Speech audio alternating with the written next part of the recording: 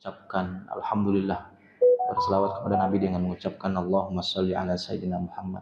Yang sama-sama kita hormati dan saya muliakan seluruh pengurus DKM Masjid Al-Muttaqin, ketua dan jajarannya yang tidak bisa saya sebutkan satu persatu, dan seluruh jamaah Masjid Al-Muttaqin, baik bapak-bapak, ibu-ibu, para asatidz, para alim ulama, para sesepuh yang mungkin hadir hari ini. Tidak menghormati, tidak mengurangi rasa hormat saya. Mudah-mudahan saya doakan untuk antum semua senantiasa dijaga oleh Allah Subhanahu wa taala. Malam ini kita karena suasana sudah mulai berasa masuk ke Idul Adha, ya. Syawal baru Ramadan baru berlalu, ternyata kita sudah mau menyambut bulan Zulhijjah, ya.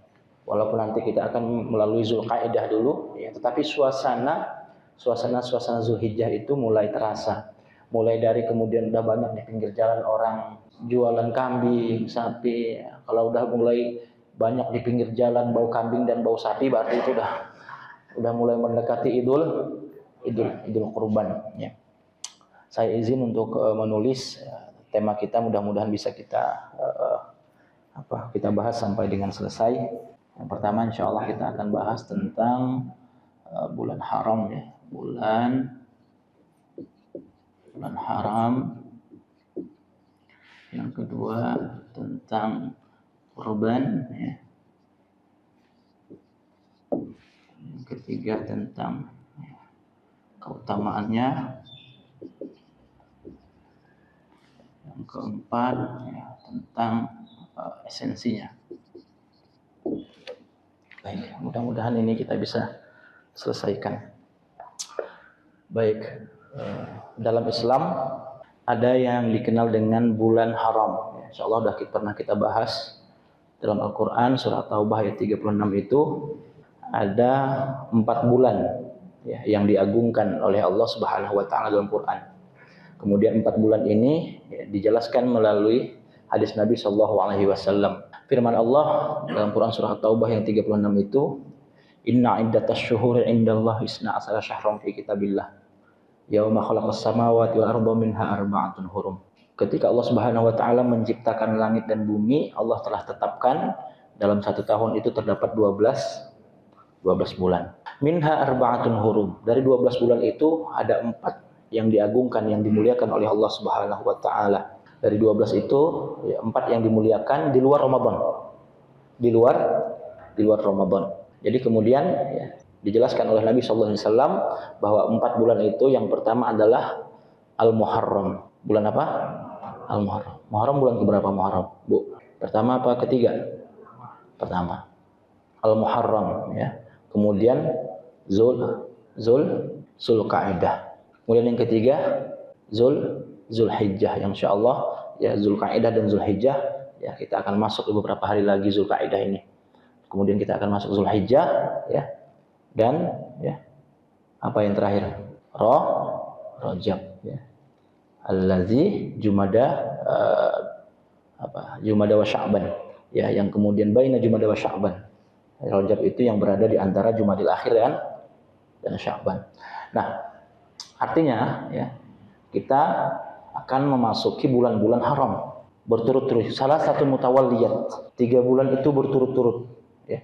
Zulqa'dah, Zulhijjah, Al-Muharram, itu tiga bulan berturut-turut itu bulan yang mulia, bulan yang haram, bulan yang diagungkan oleh Allah Subhanahu wa taala, ya. Maka perintahnya, ya, fala tazlimu fihinna anfusakum, ya. Kata Allah, jangan kalian berbuat zalim kepada diri kalian sendiri, ya. Meskipun kata para ulama di bulan-bulan lain juga kita nggak boleh berbuat zalim. Jangan mentang-mentang, wah, perintah Allah kan nggak boleh berbuat zalim di bulan yang haram aja, ya. Selain bulan haram, wah, semena-mena, bukan begitu, ya kan? Nah, itu mencuri, merampok, wah, ini karena bukan bulan haram, sendal Pak Haji nggak apa-apa deh, karena bukan haram, bukan, ya, tetap, ya.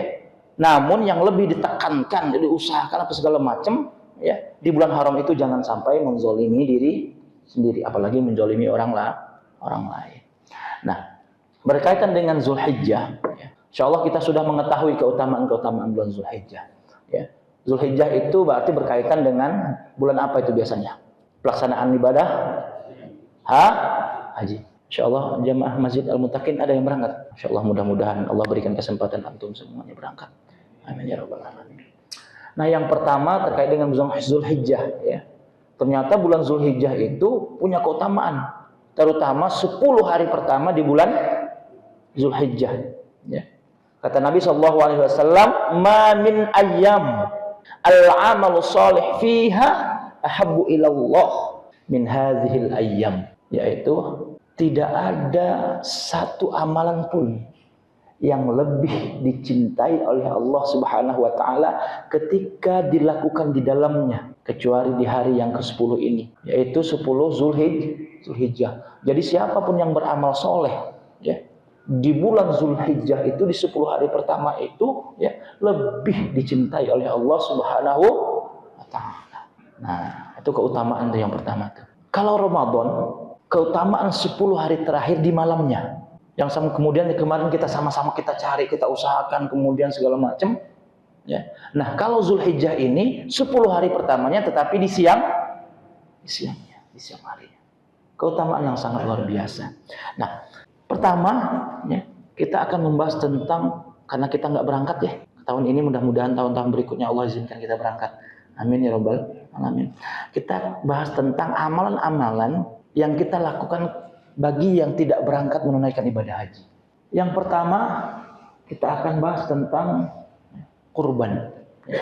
Terkait proses penyembelihan, hampir tidak ditemukan dalam hadis maupun dalam Quran ya, yang berkaitan dengan kurban itu ya, terutama proses penyembelihannya. Karena proses penyembelihan itu ya, dalam Al-Quran maupun kemudian dalam teks hadisnya ya, yang pertama dikenal dengan zabah ya, ya, atau kemudian dikenal dengan naharo atau anhar. Dalilnya Al-Kautsar ayat 2, fasholli li rabbika wanhar. Nah, kenapa kemudian ada kaitan apa dengan kurban sehingga kemudian orang mengatakan hewan ini hewan kurban, hari ini kemudian hari raya kurban dan lain sebagainya ya. Padahal terkait proses penyembelihannya, terkait proses penyembelihan ya, hampir tidak ditemukan hadis-hadis yang mengatakan kalimat-kalimat kurban. Malah kalimat-kalimat yang keluar adalah ya, nahara, zabah. Nah, apa kemudian maknanya di sini? Nanti kita akan bahas. Kalau zabah ya, itu proses penyembelihan pada binatang yang binatang itu dijatuhkan, ditumbangkan. Itu zabah. Jadi kalau sapi, kalau kambing, itu kan prosesnya dijatuhkan. Itu penyembelihannya ya, dikenal dengan zabah. Nah, kalau proses penyembelihan dalam keadaan binatang yang disembelih itu berdiri, binatangnya tidak ditumbangkan, namanya bukan zabah, tetapi naharo. Hewan apa Ustaz yang kemudian disembelih dalam keadaan binatang itu berdiri? Unta. Jadi penyembelihan unta itu tidak kemudian ditumbangkan untanya. Tapi kalau unta itu ada di Indonesia, tetap ada yang ngerjain ditumbangkan kayaknya untanya. Indonesia kan bisa aja ya kan? Apa sih yang nggak bisa Indonesia? Ya kan? Ya, biar viral, nyari kerjaan, nambah-nambah kerjaan, ya kan?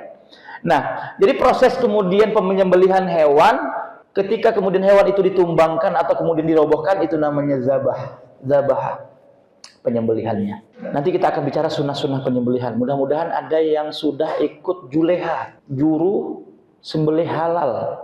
Itu boleh saya sarankan untuk diikuti. Ya, bagus tuh. Ya, mulai dari nanti cara menyembelihnya, gimana pisaunya ditajamkan, cara ngasah pisaunya. Ya, bagaimana menajamkan pisau, kemudian bagaimana cara menyembelihnya, mengikat hewan kurbannya, kemudian merobohkannya, ya. Teori-teori kemudian ada urat yang harus leher ini sampai mana. Nah, itu juru sembelih halal itu bagus untuk diikuti. Ini bukan promo juru sembelih halal, memang ya, karena memang bagus ya untuk diikuti. Kemudian kita berkaitan dengan kurban itu terkait dengan Idul Adha. Idul Adha itu ya, kenapa kemudian diberikan nama Idul Adha ya? Karena kurban itu ya, lebih dikenal bukan kurban kalau di sono. Dikenal dengan udhiyah. Kenapa kemudian udhiyah? Ya, karena proses penyembelihan itu ya terkait dengan waktunya. Makanya dikatakan al-udhiyah, ya, satu akar kata dengan duha. Makanya waktu proses penyembelihannya kalau asar udah nggak, bukan udhiyah lagi, bukan apa namanya? Ya, di paginya loh ya, bukan harinya maksudnya. Ya, jadi penyembelihan itu pagi. Ya, berkaitan dengan waktunya. Meskipun nanti boleh menyembelih ya di hari tasyrik itu 10, 11, 12 boleh. Ya, sampai 13 boleh menyembelih karena masih masuk hari tasyrik. Ya. Misalnya hari ini belum kepotong nih karena Al-Muttaqin dapat 1.500 kambing misalnya. Misal ini kan ya kan. Jangankan 1.500, 150 ini udah ya kan. Misalnya hari ini kemudian nggak ke kaper nih. Nah, besok boleh sembelih. Nah, udhiyah berkaitan dengan duha. Duha itu ya, waktu masuk duha itu kira-kira 1 tombak lebih ya. Ada yang mengatakan 2 tombak, 1 tombak ya. 1 tombak itu maksudnya matahari sepenggalan naik ya. Setelah matahari sepenggalan naik itu waktu duha. Terbit matahari disebut dengan tempat terbitnya apa? Tempat terbitnya masyriq. Jadi terbit matahari itu tempat terbitnya di timur ya. Fajar itu masyriq ya. Di antara waktu mulai kemudian terbit sampai kemudian waktu duha itu disebut dengan apa? Syuruk. Nah, waktunya syuruk ya, syuruk. Nah, awal duha disebut dengan dimulai setelah waktu syuruk itu ya, masuklah waktu duha ya. Jadi syuruk itu aslinya waktunya disebut dengan isyraq. Nah, awal duha disebut dengan syuruk. Nah, jadi kalau antara terbit matahari dengan kemudian sampai waktu syuruk itu ya, itu nggak boleh sholat, haram hukumnya. Mulai setelah subuh sampai kemudian matahari sepenggalan naik itu nggak boleh sholat. Ya kira-kira dari habis subuh itu 1 jaman lah. 1 jaman setelah kita subuh. Ya. Biasanya jam ada ya. Nah, begitu bunyi titit biasanya ya, biarkan dulu sampai 5 sampai 10 menit atau kemudian 2 sampai 3 menit. Ya. Barulah kemudian masuk awal duha. Ya, ternyata syuruk itu awal duha. Baru kemudian boleh melaksanakan sholat. Ya, sholat 2 rakaat. Jadi habis subuh, Ustaz, saya pernah lihat ada orang habis subuh tapi langsung sholat 2 rakaat. Boleh jadi itu bukan sholat syuruk. Boleh jadi dia mengqadha sholat sholat sunnah qobliyah subuh karena hadisnya ada. Jadi jangan nanti disamperin. Sholat apa ente? Haram hukumnya sholat, kata Ustaz Andi Maron. Bukan begitu. Bukan. Tanya dulu. Ya. Jangan kemudian langsung memvonis. Ya. Oke? Nah, jadi ternyata ya, duha itu Idul Adha ya, atau kemudian al-udhiyah itu berkaitan dengan waktu ini. Ya. Makanya waktu duha ya, perayaannya Idul Adha masih kemudian satu akar dengan kalimatnya al-udhiyah, duha, Idul Adha.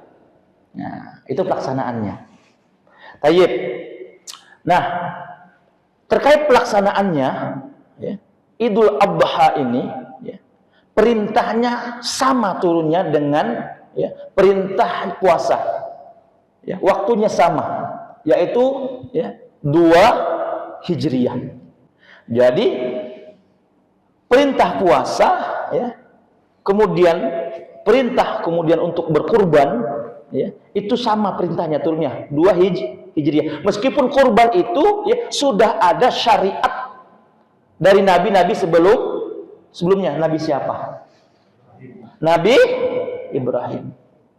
Nah, jadi salah satu syariat Nabi Ibrahim yang kemudian masih ya, menjadi atau diteruskan ya, menjadi syariat Islam ya, sampai kemudian hari kiamat itu salah satunya adalah kurban. Nah, coba saya tanya, selain kurban apa lagi? Haji. Apalagi? Kalau dari dulu nih ya, syariat-syariat Nabi sebelumnya yang kemudian masih kemudian ya, dalam Islam masih dijaga dan menjadi syariat Islam. Apa itu? Haji. Yaitu tawaf, sa'i itu rangkaian haji. Berarti seluruhnya tuh. Ya. Karena rangkaian haji itu sebagian dari kisahnya Nabi Ibrahim dan keluarganya. Ya, mulai kemudian dari dari sa'i, ya, kemudian menyembelih dan lain sebagainya. Ya, itu, masya Allah, ya, sebagian besar itu dari kisah-kisah keluarga Nabi Ibrahim.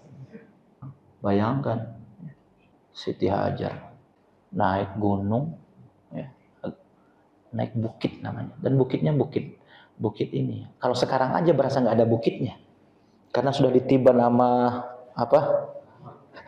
marmer. Ya. Tapi itu bayangkan lantai 4 itu, ya. Kalau antum kemudian posisi sa'i lantai 4 tuh masih ada tumpukan paling tinggi batunya itu, ya kan? Bukit batu ya, ya.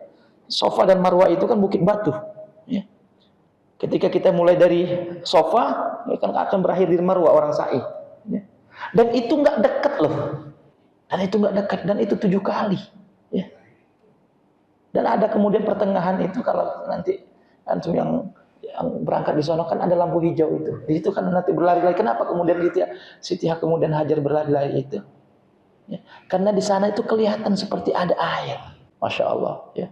Perjuangan, ya, istri Nabi Ibrahim yang sampai dengan hari ini mengalir pahalanya yang kemudian, ya, menjadi syariat Islam. Bayangkan bagaimana kemudian pahalanya. Allahu Akbar.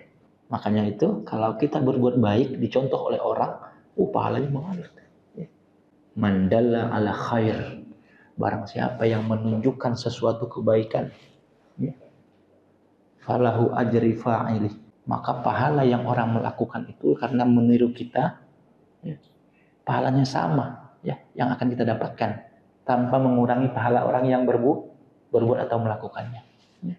Misalnya ketua DKM rajin banget sholat sunnah, qobliyahnya diikuti sama jamaah yang lain, nah itu akan mengalir tuh. Cuman takut kebaliknya, jamaahnya rajin, DKM-nya nggak rajin.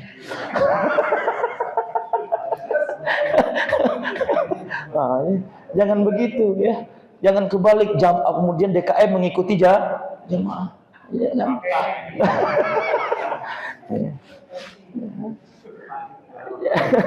Jadi gitu, ya.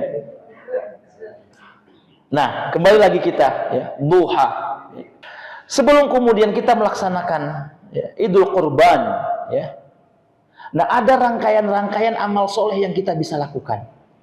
Dan ini penting agar kemudian, ya, kita mendapatkan value, nilai yang sama sebagaimana orang melaksanakan haji. Makanya, ya, dalam ayat haji, ya, Al-Baqarah 196 itu, ya, kalimatnya watazawwadu fa inna khairaz zadi taqwa. Ya. Ending dari orang yang melaksanakan haji itu adalah takwa. Ya.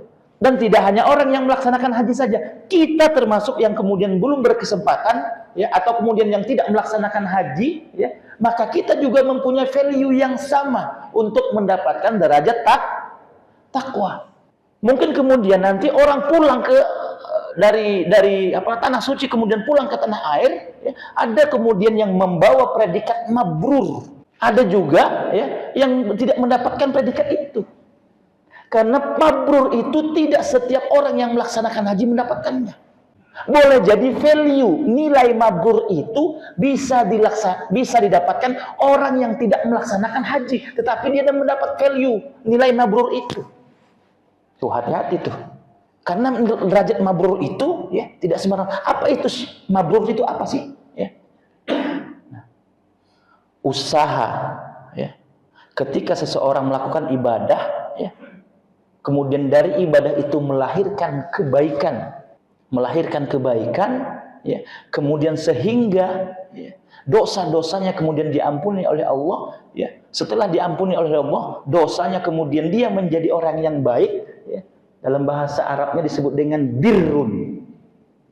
Jadi usaha, ya, agar kemudian, ya, kita melakukan ibadah agar kemudian Allah hapuskan dosa-dosa kita. Setelah Allah hapuskan dosa-dosa itu, ya, kemudian seseorang itu menjadi baik, ya, matanya kemudian hanya melihat yang baik-baik, telinganya hanya mendengarkan yang baik-baik, ya. Tangannya kemudian hanya memegang, menggapai, mengambil yang baik-baik, dan seluruh kemudian dikerjakan hanya yang baik-baik, disebut dengan birrun. Ketika sifat itu melekat kepada diri seorang, maka berubah, ya. Maka sifatnya, ya, dari birrun menjadi mabrur. Itulah mabrur. Ya. Makanya value mabrur itu bisa juga didapatkan orang yang berangkat haji, meskipun statusnya bukan haji. Hati-hati nih, jangan sampai kemudian salah paham nih. Oh, kalau gitu nggak perlu haji, nggak perlu haji, Ustaz. Enggak, bukan begitu. Ya, value, nilai. Ya, banyak sekali kemudian nilai-nilai yang kemudian bisa, ya, mendapatkan apa? Ya, nilai mabrur. Ya. Barang siapa yang kemudian berwudu dari rumahnya, kemudian berjamaah, ya, sholat subuh berjamaah di masjid, kemudian dia setelah subuh dia duduk untuk berzikir kepada Allah sampai kemudian datang waktu duha, ya, waktu syuruk itu dia melaksanakan sholat 2 rakaat, maka dia akan mendapatkan pahala seperti haji dan umroh sempurna. Haji dan umroh sempurna, ya, mabrur. Dan tidak ada balasan mabrur kecuali surga. Ya. Bayangkan, ya. Nah, tapi itu value, nilai, bukan kemudian aktivitas ibadahnya. Aktivitas ibadahnya tetap, haji itu tidak bisa digantikan. Kenapa? Karena walau value-nya sama nanti mabrurnya, ya, ada nilai-nilai, ada hal-hal yang kemudian berbeda yang akan didapatkan, ya. Terutama pengorbanan. Karena haji itu bukan hanya kemudian fisik, bukan hanya harta, tetapi dua-duanya, antara fisik dan harta. Antum kemudian kuat, tapi antum nggak punya duit, nggak bisa berangkat, bos. Ya. Ya. Banyak-banyak doa. Ya kan? Begitu juga sebaliknya. Ya. Antum punya duit, ya, tetapi antum kemudian nggak siap, sakit, segala macam, nggak bisa juga berangkat. Oleh karena itu, ya, keberhasilan itu akan bertemunya kesempatan dan kesiapan. Ya, termasuk haji ini, bertemunya kesempatan dan kesiapan. Ada kesempatan tapi nggak siap, percuma. Nunggu 20 tahun kata Pak, Masya Allah. Ya, mudah-mudahan panjang umur. Amin ya Rabbal Alamin. Ya. Nah, cuman banyak yang sudah mulai tarik apa enggak ya tabungan ini? Ada yang 25 tahun. Bekasi sekarang 28 tahun apa 30? Bayangkan, ya. Di mana sih daerah yang cepat berangkatnya? Enggak, di Indonesia ini. Di Indonesia ini, Bang, belasan tahun. Kalimantan harus nunggu 40 tahun. Ya. Kalau sekarang umur 45, umur 85, enggak tahu. Ya kan? Tapi insya Allah, innamal a'malu binniyat. Makanya sekarang kalau punya duit, udah daftar aja kursinya. Yang penting innamal a'malu binniyat. Ya. Nggak usah nih. Kasih dulu kemudian DP hajinya. Berapa haji sekarang? 25 juta? 25? Apa 50? Ah, ini berbeda istilah para ulama di sini nih. Menentukan porsi haji di berapa. Jadi perbedaan pendapat itu memang tidak bisa dihindari tuh. Ya. Taruhlah kemudian, ya, kita ambil pertengahan misalnya 40. Bayangkan porsi haji aja 40. Baru kemudian dapat kursi. Ya. Tetapi ada satu, ya, walaupun nanti antum nggak kecapai, ya, antum nabung, antum niatkan haji, insya Allah, ya, itu sudah bernilai, ya, bernilai pahala. Tapi niatnya batal kalau kemudian tabung 1 juta, tarik 1 juta. Ya, itu terus menerus memperbaharui niat tuh kalau begitu tuh. Harus mantap betul-betul tuh. Ya kan? Nabung lagi 15 juta sudah mulai kelihatan, wah kayaknya enak nih makanya. Ah, berubah pikiran. Begitu kemudian 30 juta tinggal 10 juta, wah kayaknya DP mobil enak nih. Ah, itu. Ya. Terus perbarui niat walaupun kemudian duit selalu ditarik. Terus. Ya. Tapi ya. Nah, ada amalan-amalan yang kemudian bisa mendapatkan value mabrur. Ya. Satu, ya. Bukankah jamaah haji itu memulai aktivitasnya dengan, ya, wukuf tanggal 9 di Arafah. Arafah itu nama lainnya Jabal Rahmah. Kenapa dikatakan Arafah? Ya. Karena di situ menurut sejarah pertemuan dua insan yang diturunkan dari surga yang kemudian diletakkan di tempat yang berbeda-beda, akhirnya ketemu di situ. Ya, makanya ya tempatnya disebut dengan Arafah. Ain Rafah. Ya. Nah. Arafah. Dia pakai H kalau Arafah. Ya. Berasal dari kata Arafah. Usaha untuk mempertemukan dua orang atau lebih disebut dengan ya, makanya ada istilah kita kenal dengan ta'aruf. Berarti usaha untuk mempertemukan dua orang atau lebih. Ta'aruf. Nah, menurut sejarah ya, termasuk ya Syekh Syaifur Rahman Al-Mubarakpuri di dalam bukunya Rahiqul Maktum, ya, sejarah Nabi Rasulullah SAW, ya, sirah nabawiyah, mengatakan disitulah ya, tempat bertemunya siapa? Nabi Adam dan Bunda Arafah. Ya. Kemudian disitulah ya terjadi apa? Pertemuan. Dan disitulah nanti ya, menurut sejarah ya, terakhir turunnya ayat dalam Al-Quran. Nanti kita bahas. Sekarang kita bahas Arafah dulu. Begitu kemudian wukuf di Arafah, tanggal berapa wukuf? Jangan sampai berbeda pendapat nih. Al-Muttaqin. Ya kan? Tanggal 9 apa? Zulhijjah. Maka berkumpullah seluruh jamaah haji mulai tergelincir matahari. Ya. Itu sudah wukuf. Ya. Wukuf di situ artinya ya, wukuf itu kegiatannya kemudian muhasabah, istighfar dan lain sebagainya macam, ya. Dan orang yang tidak berangkat haji ngapain? Puasa. Yang kita kenal dengan puasa Arafah. Orang yang wukuf kemudian betul melaksanakan wukufnya, ya, maka ya, potensi untuk diampuni dosa-dosanya itu besar. Makanya orang wukuf itu jangan kan dari tergelincir matahari zuhur sampai kemudian menjelang apa? Wukuf. Dari tergelincir matahari sampai maghrib. Nah, orang wukuf itu kalau nanti antum kemudian mudah-mudahan Allah mudahkan ya, berangkat haji, ya, selfie ntar dulu. Fokus setengah itu antum duduk diam cari tempat yang enak meskipun panas dia ada yang enak. Ya, tapi karena keramaian orang itu luar biasa, ya, masing-masing khusyuk. Ya, kecuali jamaah haji kebanyakan Indonesia banyak yang gosip. Wukuf itu, wukuf selfie ngeriung apa? Ngumpul. Ya. Allahu Akbar.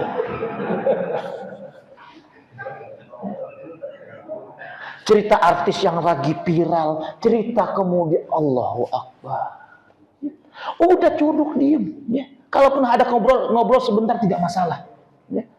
Baik lagi, ya. Apa? Muhasabah, istighfar. Begitu juga kita yang kemudian tidak melaksanakan wukuf, kemudian kita yang apa? Ya, yang puasa, tidak hanya puasa ketika itu.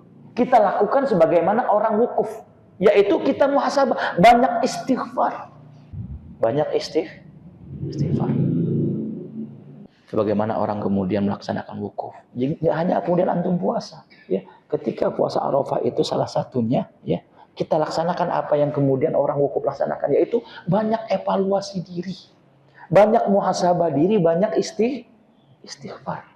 Makanya kemudian kalau kemudian hajinya benar dilaksanakan, ya, kemudian orang yang kemudian nggak berangkat haji benar melaksanakan puasanya, maka ya, ayyukafirus sanah allati qablahu wa ba'dahu. Maka orang yang benar melaksanakan puasa Arafah itu akan diampuni dosa-dosanya, dosa-dosa 1 tahun yang lalu dan 1 tahun yang akan datang. Tuh puasa Arafah. Masya Allah. Jadi potensi untuk mendapatkan ampunan sama dengan orang yang melaksanakan wukuf. Kalau puasanya benar dilakukan. Oleh karena itu, ibadah itu bukan tentang kebenaran melaksanakannya, benar melaksanakannya. Tetapi ya, setelah pelaksanaan itu apa yang kemudian dilakukan. Kalau orang melaksanakan ibadah ya. Tetapi pasca melaksanakan ibadah itu tidak ada perubahan, ya, maka tidak berhasil ibadahnya. Masya Allah. Jadi ternyata ibadah itu bukan hanya kemudian terkait dengan kebenaran pelaksanaannya, tetapi berkeberhasilan. Contoh keberhasilan sholat itu gimana? Apa keberhasilan? Salah satu indikator keberhasilan sholat yang Allah jelaskan dalam Quran. Inna sholata tanha 'anil fahsya'i wal munkar. Orang sholat itu bisa mencegah dirinya dari perbuatan keji dan mungkar. Apa itu keji, apa itu mungkar? Aduh, nggak ada hadiah ya. Kalau ngasih hadiah air putih nggak enak, banyak di rumah ya. Apa itu keji, apa itu mungkar? Keji itu, ya, seseorang melakukan dosa itu, ya, terkait dengan, ya, dirinya sendiri, tidak melibatkan orang lain. Itu namanya keji. Antum kemudian, ya, di tempat yang sepi, ya, ngelihat hal-hal yang haram, nah itu namanya keji. Perbuatan keji. Ya, tidak melibatkan orang lain. Tetapi kalau antum ke Masjid Al-Muttaqin, ya, ngambil kursi itu bawa pulang ke rumah, nah itu namanya mungkar. Karena apa? Karena berkait merugikan orang lain. Nyuri sendal keji apa mungkar? Mungkar. Nonton kemudian di handphone ini hal-hal yang kemudian tidak wajar, keji apa mungkar? Keji. Itu perbuatan keji. Ya. Makanya zina itu disebut dengan keji karena dia cuma terkait dia berdua doang. Yang melakukan itu, ya, disebut dengan perbuatan keji karena berkait dia berdua doang tuh. Ya mustahil, ya, saya melakukan kemudian ada orang yang melakukan, dua orang yang ketiga hamil karena dia nggak melakukan, itu kan nggak mungkin. Ya, melakukan berdua nih, orang ketiga yang hamil, itu kan nggak mungkin. Kenapa? Karena nggak ada kaitannya. Makanya zina itu adalah perbuatan yang paling keji. Ya. Makanya katakan keji, bukan mungkar situ.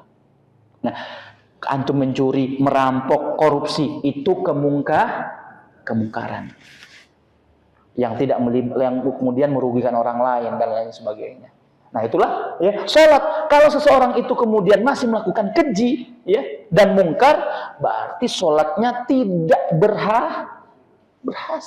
Meskipun dia benar melaksanakannya. Ya. Dia wudhu dengan sempurna, kemudian dia sholat tanpa kemudian, ya, dia melaksanakan rukun-rukun kemudian dan lain sebagainya, yang kemudian sholat itu menjadi benar. Ya. Tetapi kebenaran, ya, biasanya jarang, ya, yang berhasil. Maksudnya apa? Itu tadi, orang benar melaksanakan sholat, ya, tetapi tidak bisa merubah dirinya. Nah, berarti nggak berhasil dia. Benar dia laksanakan, tetapi dia tidak berhasil. Begitu juga sebaliknya. Ya. Haji itu benar dia laksanakan, ya, tetapi begitu pulang ke tanah air, ternyata dia tidak berhasil. Kenapa dia tidak berhasil? Karena dia masih tidak berubah, sering kemudian melakukan kemaksiatan, bahkan cenderung lebih parah. Hati-hati tuh. Betapa banyak kita lihat kemudian orang yang bergerak haji, ya, joget-joget. Pak Haji tuh, Pak Haji, hati-hati haji. Haji itu bukan gelar, tetapi pengingat. Haji itu pengingat, bukan gelar. Tapi di Indonesia harus gede-gede nulisannya. Ya. Makanya kalau antum kemudian ketika antum datang mau haji maupun umroh, orang di sana akan manggil antum haji, ya Allah haji. Benar nggak? Iya. Apalagi kemudian kalau antum masuk sembarangan dari pintu, ya Allah haji. Ya. Dimarahin sama askar antum. Ya. Nah, panggilannya haji untuk mengingatkan, hei orang yang pernah melaksanakan wukuf, hei orang yang pernah kemudian melaksanakan sa'i, hei orang yang kemudian pernah melaksanakan, ya, melempar jumrah. Ya. Antum itu sudah pernah haji. Maka jangan lagi ulang perbuatan kemaksiatan sebelum berangkat. Ketika antum berangkat haji, kemudian antum tobat kemudian kepada Allah, maka, ya, begitu antum pulang berubah dia ini. Ya, dulunya kemudian sungai berkata-kata kasar, sekarang lemah lembut dan lain sebagainya. Nah, itulah yang kemudian disebut dengan mabbaru. Dikit lagi. Oleh karena itu, ya, value mabrur bisa juga didapatkan orang yang tidak berangkat haji. Makanya coba lihat di tanggal 10, ketika kemudian jamaah haji bergerak malamnya itu, ya, bergerak menuju Musdalifah, ya, berangkat menuju Musdalifah, ya. Fa iza afattum min arafatin fazkurullah. Ya, salah satu yang kemudian yang dilakukan oleh jamaah haji ketika kemudian setelah wukuf berangkat kemudian ke Musdalifah, ya, maka fazkurullaha indal masy'aril haram, maka banyaklah mengingat Allah, ya, terutama di masjid Masy'aril Haram. Jadi nanti Masy'aril Haram itu nama masjid, ya, di antara kemudian Arafah, ya, dan kemudian kita menuju Musdalifah, ya, menuju Mina, ya, tempat kemudian orang menginap nanti itu, ya, maka ada masjid di antara, dari Arafah itu 7 kilo kalau nggak salah, ya, namanya Masy'aril Haram. Biasanya orang itu, ya, berhenti di situ, ya, berhenti di situ, ya, sholat 2 rakaat, ya, baru kemudian melanjutkan ke tenda untuk kemudian untuk beristirahat sambil kemudian mencari batu karena besok akan melempar jumroh. Nah, bagi yang tidak haji, ya, bagi yang tidak haji setelah kemudian melaksanakan saum Arafah, besoknya Idul Adha. Nah, begitu kemudian jamaah haji, ya, sudah mengumpulkan 7 batu, berangkat kemudian ke Jamarat untuk melempar jumroh, ya. Jumroh yang pertama dilempar itu jumroh apa? Jumroh Aqabah, ya. Jumroh besar. Makanya Aqabah itu sebenarnya, ya, replika kita, diri kita sendiri. Jumroh itu ada 3. Ada Aqabah, ada Wusta, ada Ula. Maka jumroh yang pertama dilempar adalah Aqabah. Itu refleksi, ya, diri kita. Aqabah itu diri kita. Kenapa kita lempar? Ya, karena kita melempar kezoliman kita, melempar kesalahan kita, dosa-dosa kita, kemaksiatan kita, keji kita, emosi kita, marah kita di situ. Makanya teriakan atau doanya sama dengan orang yang sedang menyembelih. Ya, karena lemparnya itu bukan hanya sekedar melempar. Jangan main-main nanti. Ya, malah main kelereng-kelerengan. Astaga. Jangan, itu serius ibadah, itu bukan main-main. Ya. Karena orang Indonesia ini gampang kocak, orang Indonesia ini, ya. Begitu 7 kali lemparan berasa kurang, pengen lempar lagi karena senang. Peletak bunyinya jebret. Astagfirullahalazim. La haula wala quwata illa billahil aliyil azim. Itu sambil melempar itu doa Bismillahirrahmanirrahim. Allahu Akbar, ya, berbarengan dengan jamaah haji yang melempar jumroh Aqabah itu, kita di sini motong dengan doa yang sama Bismillahirrahmanirrahim. Allahu Akbar. Kenapa? Ya, kita itu yang menyembelih di sini. Kalau orang jamaah di sana melempar dirinya, kezolimannya, dosanya, kemaksiatannya, ya, kita di sini juga menyembelih, ya, hawa nafsu kita, segala macam kita. Itu. Makanya sunnahnya itu yang kurban itu dia yang motong. Tapi kalau emak-emak yang kurban, Ustaz, jangan. Jangan. Maksudnya kalau yang laki-laki kurban, ya, dia yang motong. Ya, sambil kemudian motong, ucapkan Bismillahirrahmanirrahim. Allahu Akbar. Ya, ketika itu benar dilakukan, ya, maka predikat orang yang kemudian melaksanakan haji, value-nya, ya, orang yang berkurban juga bisa mendapatkan. Allahu alam bisawab. Jadi benar-benar nanti besok melaksanakan orang yang kurban, kita belum bicara tentang kemudian hal teknis kurban. Ya. Mudah-mudahan kita semua bisa diberikan kemudahan oleh Allah untuk berkurban. Untuk yang sudah niat berkurban, ada hal-hal yang kemudian bisa diperhatikan, ya. Dan, ya, ada hal-hal yang bisa menunjang untuk mendapatkan value mabrur meskipun kemudian tidak melaksanakan haji, ya, tetapi value-nya, nilainya insya Allah sama dengan orang yang melaksanakan haji, ya. Baik, value-nya, ya, bukan ibadahnya, ya. Kalau ibadah haji itu tidak akan tergantikan dengan ibadah-ibadah yang lainnya. Allahu alam bisa. Mudah-mudahan, ya, saya pengennya sampai selesai tadi, ya, esensinya nih, keutamaan dan esensi, ya. Tapi karena sudah habis waktu, mudah-mudahan, ya, di lain kesempatan bisa kita teruskan, ya, sampai selesai. Bagi orang yang berkurban, hal-hal yang kemudian dilaksanakan, yang tidak boleh dilaksanakan, yang kemudian menjadi sunnah, yang jadi makruh dan lain sebagainya, ya, sampai kemudian mendapatkan esensi atau kemudian nilai value mabrur itu, ya, harusnya hari ini kita bahas. Namun, ya, karena waktu sudah isya, mudah-mudahan di lain waktu bisa kita bahas kembali. Dan mudah-mudahan, ya, kalau sudah niat berkurban, jangan ditarik lagi dari ATM duitnya. Ya. Allahu a'lam bishawab. Subhanakallahumma rabbana wa bihamdika asyhadu an la ilaha illa anta astaghfiruka wa atubu ilaik. Usini wa iyyakum bittaqwallah. Wassalamualaikum warahmatullahi wabarakatuh.